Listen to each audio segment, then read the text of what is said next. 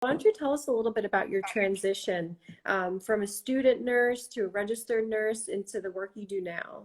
Yeah, awesome. So I started my career as a nurse. Oh my gosh, is it like almost 10 years ago? In 2012, I believe I graduated.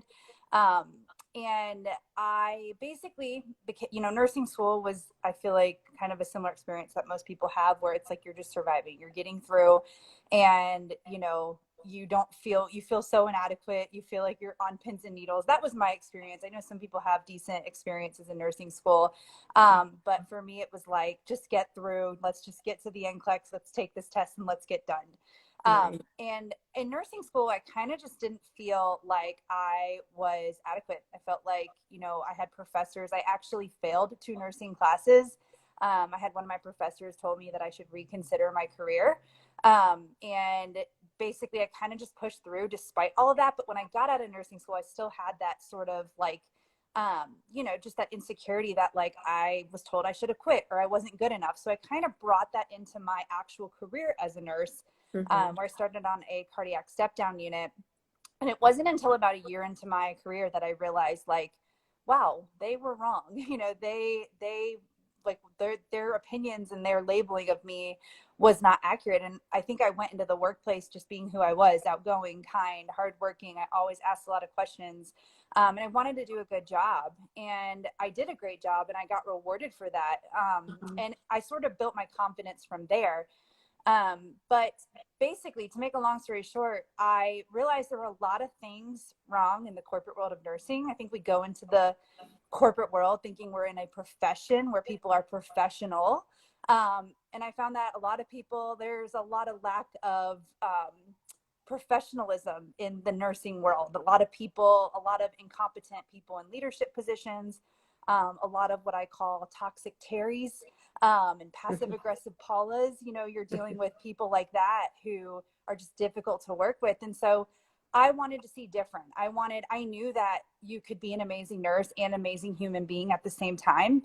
And so I started blogging about it. My whole online world started way back when I started a blog, under a different name. And through lots of series of opportunities and putting myself out there and blogging and doing some collaborations with companies, I kind of realized there was a big hole in the world of nursing after doing it for 5 years and realizing there's so many options out there. There's a better way to do this. You can be a kind and amazing nurse and still have boundaries and learn to say no and love what you do at the same time. And so Whole Life Nurse was born, and I've kind of just spent the past 3 years creating online course content for nurses who really just want to be happy and healthy in their careers. So it's kind of how I got from nursing student to here. Hmm. That's incredible. And the work you do really does combat burnout, not only in the nursing profession, but amongst the healthcare workers. So that's an incredible thank Mm-hmm. you for all that you do. Yeah, And totally. in the past few years, how have you seen the work environment change for healthcare workers? And I don't necessarily mean COVID, but maybe that can play into it a Mm-hmm. bit. Yeah, I mean, I think that the healthcare environment, like when you look at the history of nursing, nurses 50 years ago were not performing the interventions and administering the medications that we do Hmm. today.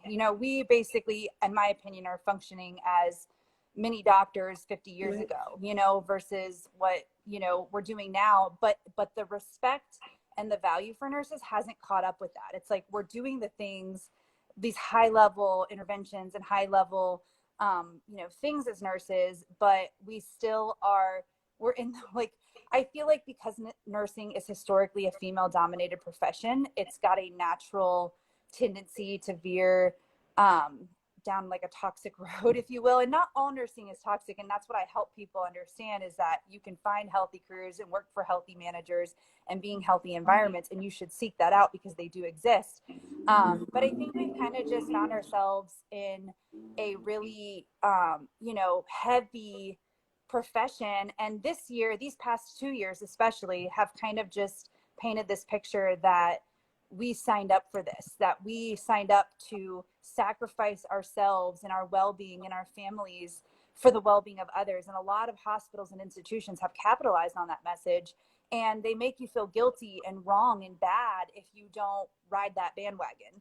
And that's not Mm-hmm. true. Like, you can be an amazing nurse and still have healthy boundaries, and say no, and, you know, advocate for your mental well-being and your physical well-being. And I just think that, I would say, the term or the phrase, the past 2 years have, nursing has shown its butt, because we see how, you know, it's kind of just been like, show up, you know, if you don't have a mask, whoops, too bad for you. If you don't have protection, whoops, too bad for you, all that kind of stuff.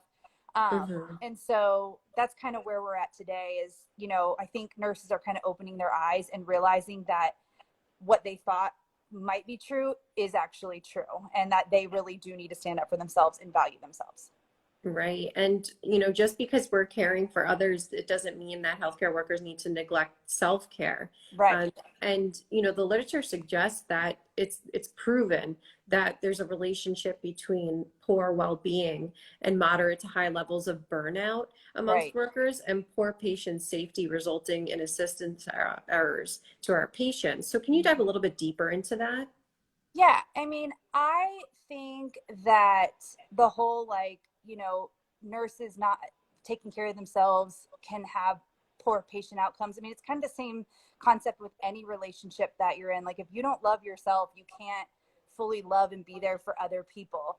Hmm. You know, in any relationship, not just a work relationship specifically with nursing, your relationship with that other person will suffer if you aren't happy, if you aren't taking care of yourself. And so, with nursing, it's kind of, you know, similar, where if you're not happy, that energy is going to translate into your, or that lack of energy is going to translate into your practice as a nurse.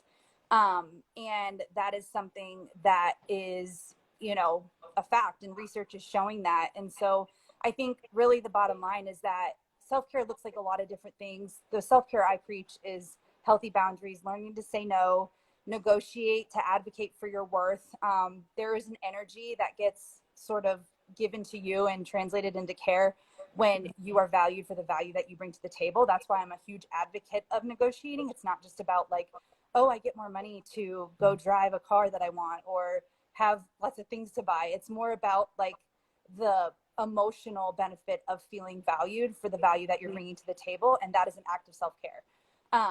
And so I do think that the whole lack of self-care will contribute to better patient outcomes. It's like when someone pays you, just to kind of put it into perspective, it's like when you know you're valued and you know you're appreciated. I could go on a whole tangent about this, but it's like you show up with a different energy, to give of yourself, and you're going to go above and beyond, knowing that you're going to be appreciated for that. So that is going to pour all the way down into the benefit of the patient care, you know, unit morale, institution morale, patient satisfaction, employee satisfaction, all those things. So it trickles down. So Right. And as a critical care nurse myself, I am guilty of not going on break, not using oh the yeah. bathroom, not getting a sip of water. And it's just the physical and mental toll that takes on you, Mm-hmm. which then translates onto your patient care. Right. It's not a good feeling when you haven't gotten a sip of Right. water because the unit is short staffed and no one can Right. cover your break. And I think that these are things, like you Right. said, that we negotiate for as well, Right. a safe working environment and Right. management who will make sure that these things are getting Right. done, you know, so you could do that. Right. Another thing, really quick, just to speak to that, um, in like actual, and the reason why I talk a lot about relationships in general is because a lot of people don't think about their role as a nurse, that they're in a relationship, they're in a work relationship with the Mhm. hospital, right? And any relationship, when you when you have contempt towards someone, or you are resentful, like that is when relationships just absolutely fall apart. So when you are not able to take care of yourself or take those breaks or get that drink of water, or not feel guilty for saying no to extra shifts, you start to really resent the relationship that you're in with your work environment. And that is just the precursor to basically either leaving or like hurting yourself by staying because you're afraid to leave. So it's either like the hospital loses because they've hurt that relationship and you've Mhm. left, or you end up hurting yourself because you remain in this state of resentment and it just eats you alive, right? And Right. so it's just, that's kind of where it all ties in. So And many of our users that are watching, they're either doctors, nurses, PAs, and obviously we're all in the profession that's open for business 24/7, nights, right. holidays. How can we, keep from feeling at mercy to our jobs? Yeah, I mean, I think it comes down to clearly setting boundaries. And one of the things, nurses just stink at saying no or advocating for themselves. They feel, Mhm. most nurses come into this profession because they have amazing hearts.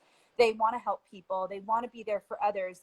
They don't want people to think, their hospital specifically, and their people, they don't want the hospital to think that they aren't willing to help out, or that they're not nice enough to pick up extra, or they don't want to be viewed as a bad person. So a lot of hospitals, and I've said this before a lot on my Instagram and my platform, it's like hospitals are, nurses are givers who don't set limits, or who don't set limits, and hospitals are takers who never will. And so it's like Mhm. hospitals will never stop asking you for more, and nurses, they fail to set limits for themselves, so they just keep giving, and it's a vicious cycle of, these hospitals are going to keep asking and asking and asking because you are going to keep giving and giving and giving. So you have to kind of stand up for yourself in that sense and really be clear about what you are and are not willing to do. I always say, especially in the beginning, when you're negotiating a new contract or signing on to a new job, or maybe you're in the middle of a job and the thing that's stealing most from your cup is the fact that you're taking more call than they said that you would take. You are having to work more overtime than they said you'd have to sign up for. You're having to work more weekends than your weekend requirement was initially stated.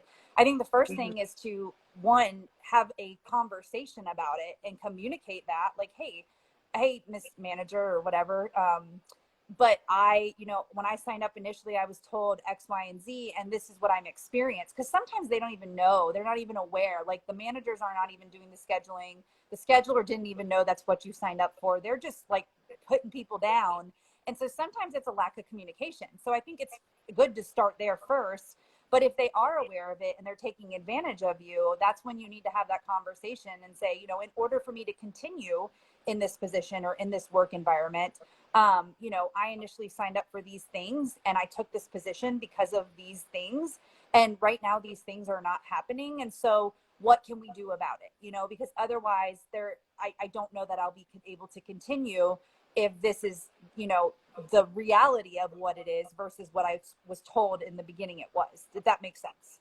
Right. Yeah, that makes perfect sense. Yeah. And what can we do to keep burnout from occurring, whether we're preventing it or, trying to mitigate it once that vicious cycle has started? Yeah, I think burning is, or burning, burning. I think burning out is totally a result of lack of boundaries and self love and like not sticking up for yourself. I think a lot of people think self care and they think of like, oh, it's, nurses think of it in the sense of like, what do I need to do more of? More yoga, more exercise, more eating well, more walking, more reading good books, versus what do I need to do less of? Less weekend requirements, less call, less saying yes to overtime. Like, we don't look at it in the lens through the whole life nurse lens of, actually, burnout is prevented by what you don't do versus what you do, versus, because Mhm. I think you can't bubble back your way out of burnout from nursing. Like, you can't, and you can, and all those things are great. um, but I think it's learning to say no to the overtime, like, and not feeling guilty for it. There's no reason you should feel guilty or bad for saying no. You are only required to work the hours that you are scheduled to work. And you are only required to work anything that was your requirements when you signed onto the job. Anything extra is value to that hospital. And that value should be compensated with value in return. And what I mean by that is, if you're working overtime or you're going above and beyond for a hospital, you should be compensated for that. So I think also you start to feel, I think burnout is more emotional, which Mhm. manifests physically than it is actual physical fatigue of the body. I Mhm. think it starts as an emotional burnout and it transitions and manifests physically in the body. And so I think to fix that emotional burnout, it's to learn to negotiate what you need in order to continue in this healthy relationship. It's to learn to say no when you really don't want to work. It's to learn to not feel bad. It's to learn what are the things that are stealing from my cup in this current job. Can I have a conversation with my manager to see if I can make it better? And if I can't, moving forward to a different job, being very clear about what stole from your cup in your previous position, whether it was the environment, the management, the drive to work, the weekend requirements, the holidays, and making sure moving forward the position that you acquire doesn't have those things. It's having more. I think burnout is prevented when you can have more of what fills your cup and brings you Mhm. joy and less of the things that steal from it. So being clear about what those things are is very important, because a lot of nurses will impulsively leave toxic jobs that are burning them out and they jump right into another job, not even understanding what exactly was burning them out from that previous position. Mhm. So sometimes it's like a temporary relief because they are in a new environment, they have hope, they have, you know, they're like, oh, maybe it'll be different. And then they run into the same problems. And so kind of assessing all of that. Again, it's not about doing more of stuff to take care of yourself. It's about doing less of the things that have been stealing from your cup that have resulted in that burnout. Does that make sense? Absolutely. And you bring up a lot of great points when it comes to, burnout prevention. And it really aligns so well with the name of your platform, Whole Life Nurse. Career is just a sliver of that Right. reel of your entire life. You have your family, you have, your physical health, you have healthy food, you have exercise, and Right. then, relationships, and the wheel just has so many spokes to it. And we, as healthcare workers, I think we become a little consumed in the work we do, and we let it define us as a person. Oh, for Almost, you sure. can For be sure. proud to be a nurse, proud to be a doctor, but that's not you. Maybe you're also a mom, and Right. maybe you're also an excellent cook. Right. So these are the things that we need to start paying mind to when it Right. comes to burnout prevention. And Yeah. I do know that we have some healthcare management in the room as well. And what advice can you give to those within leadership positions so that they could prevent amongst their staff? Yeah, it's a great question. I mean, I think from a leadership perspective, I think nursing, like I've never, I mean, most corporations and entities have lots of different leadership roles. I think a lot of times institutions make a mistake of being too top heavy, where they try to put too much control in place, Hmm. and then it also that causes a lot of issues within.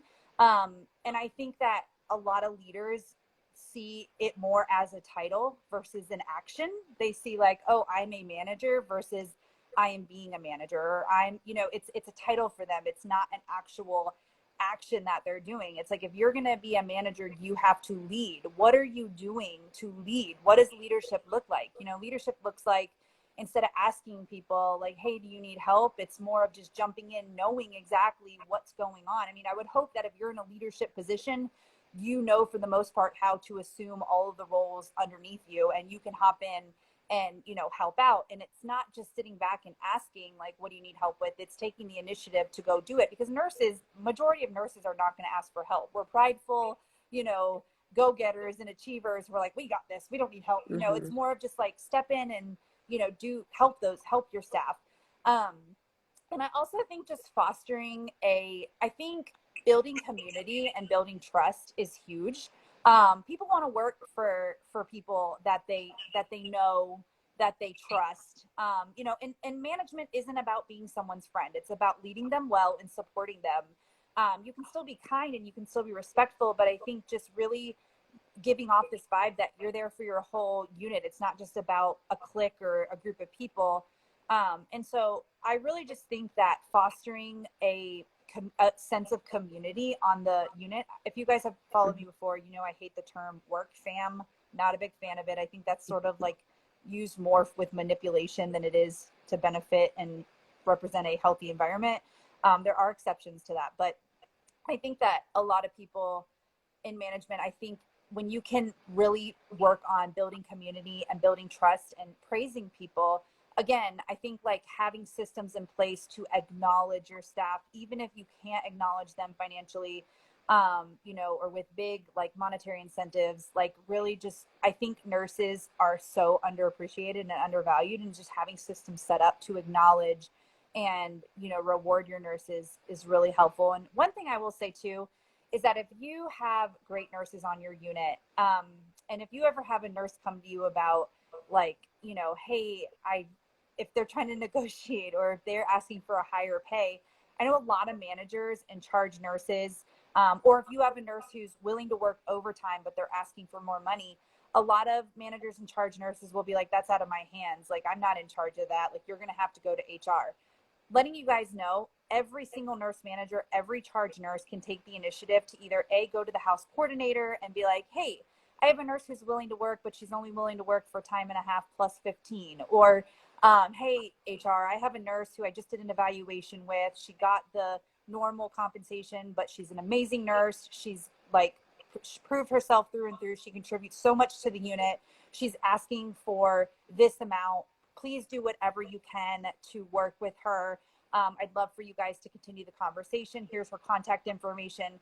I think a lot of managers just, some people go into management for the wrong reasons, and then some people go for the right reasons, but they don't realize the power that they have to actually advocate and support those nurses. And even if they still get a no, or even if HR says no, we can't, or the house coordinator says no, we can't, just the fact that that manager went to bat for you makes you feel valued, even if you don't get that value in return. So I think there's just small ways that you can really intentionally help your staff, and make them feel heard, make them feel valued.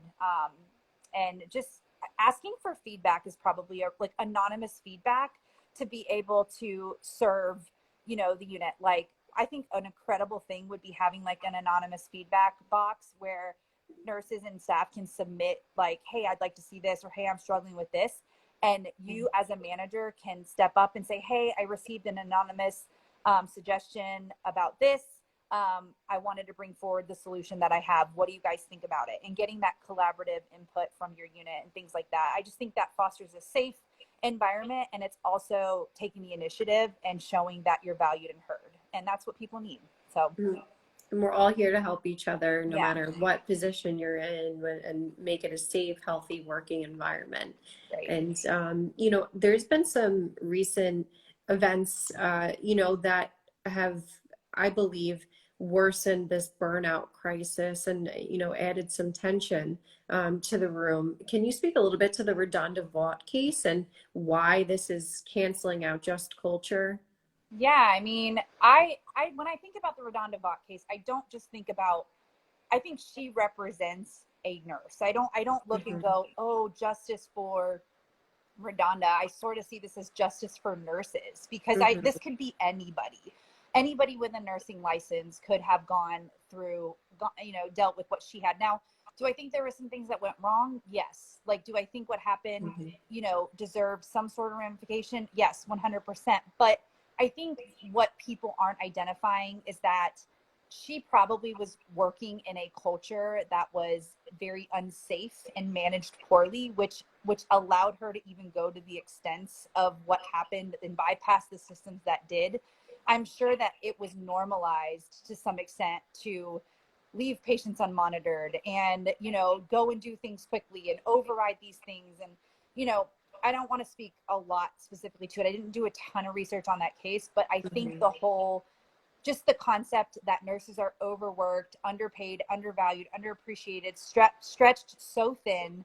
I think it just sort of has scared the crap out of every nurse, because we all know that we've all had those, oh my gosh, or oh shoot moments where we almost did something, or maybe you did have a med air and thankfully it had a positive outcome. You know, I think we are literally functioning at a tipping point. Nursing today is functioning at a tipping point. We don't say no to the things. So many of us are working in unsafe situations. Acuity is so subjective, it's silly.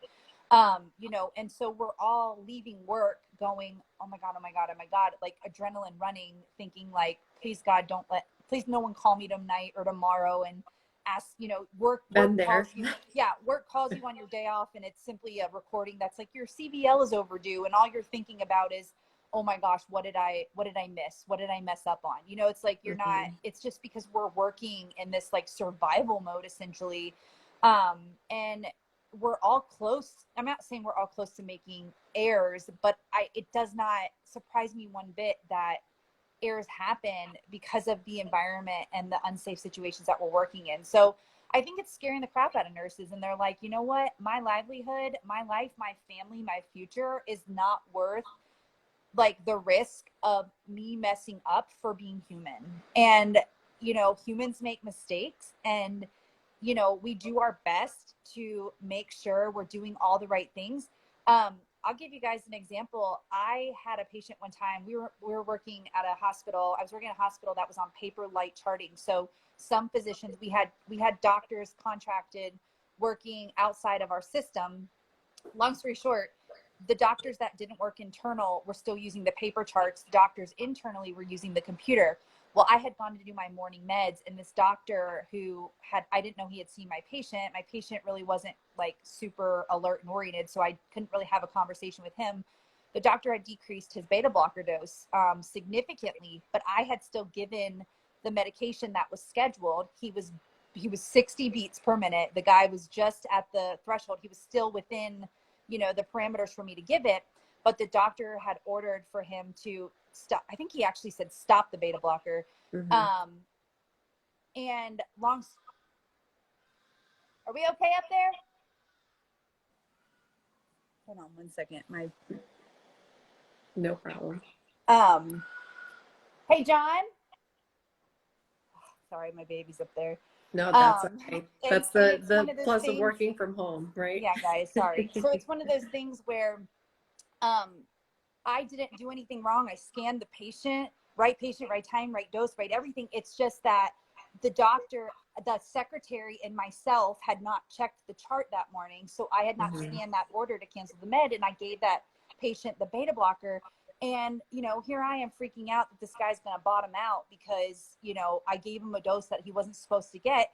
And somehow it did fall on me. It was a med error, and I had to report it as a med error. But it's like, that's one of those things where it's like nurses are set up for failure sometimes, not like exactly like that, but it's like, you know, I have to be two people to go check that chart within the time that I'm passing my morning rounds of medications, and then also to follow the computer chart. And so it's like, stuff like this happens all the time, every day. Right. And it's just, nurses are just scared, and experienced nurses are like, I don't even want to be at risk at this. So it's just the best thing I can advise people to do is to just stop being scared of asking questions. Stop being scared of like other toxic people's reactions, doctors, secretaries, anybody. Protect your license. Do what is going to protect you and your family, and move through it in that way. So, and then adjust culture when an incident like that happens. Sure. You know, it shouldn't fall on the nurse. It should start from the top level up, and, you know, figure out all of the different areas where this went wrong. And it sounds like the charting system in place was probably the main, you know, outdated, problem in this situation. So, you know, and unfortunately, as healthcare workers, we become the scapegoats for a lot of that, which has led to a lot of internal stress within ourselves, and in turn, you know, burnout. And had something happened to my patient, they wouldn't have cared that the system was broken. They would have said, well, why didn't you do all the things you were supposed to do, versus saying like, this is so dumb that there was paper light charting when we have you know what I'm saying? Like, it's like, it's always going to fall back on the nurse. And so, but yeah, and fostering an environment where people feel safe to come forward. Like, a lot of nurses are going to be scared to death to be reporting things now because they're, you know, I don't know. So. Right.